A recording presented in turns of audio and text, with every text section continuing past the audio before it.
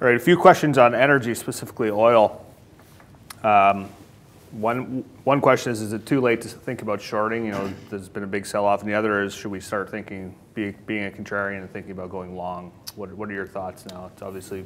Yeah, I mean, I don't buy things that have volatility that look like that chart. Please show oil volatility. Being a contrarian is called being an idiot in this case. If you're buying oil at 58, 56, 55, you felt like a certified idiot yesterday. So, you know, don't be an idiot, be a contrarian. Being a contrarian on oil would be when oil's volatility breaks down through 30 and there's a fundamental outlook that isn't quad 4 that supports it. Okay, that would be my own non-idiot version of being long oil. And as everybody knows, I have no problem going long oil, but it's typically not in quad 4. In fact, quad 4 is where oil should be doing what it's exactly doing.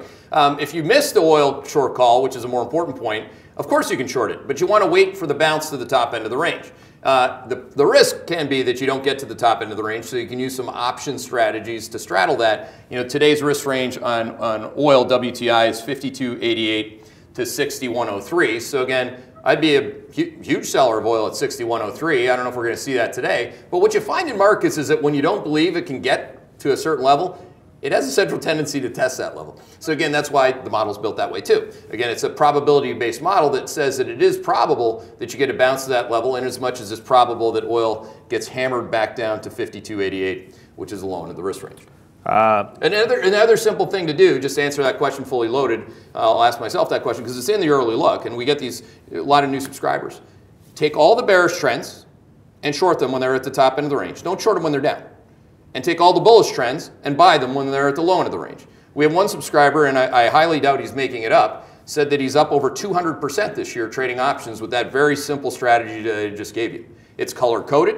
You don't have to think about it. You just have to trust the process. Okay? So that's what you would do. You currently be long, with our model, you would be long natural gas and short oil. Okay? And it's not like it wasn't like after the move. It was during, through, and into the biggest parts of the move that we were natural gas long, it says bullish trend, and oil short, it says bearish trend. And again, there are very few hedge fund managers that are very well known for getting that one simple one right, but our signal did.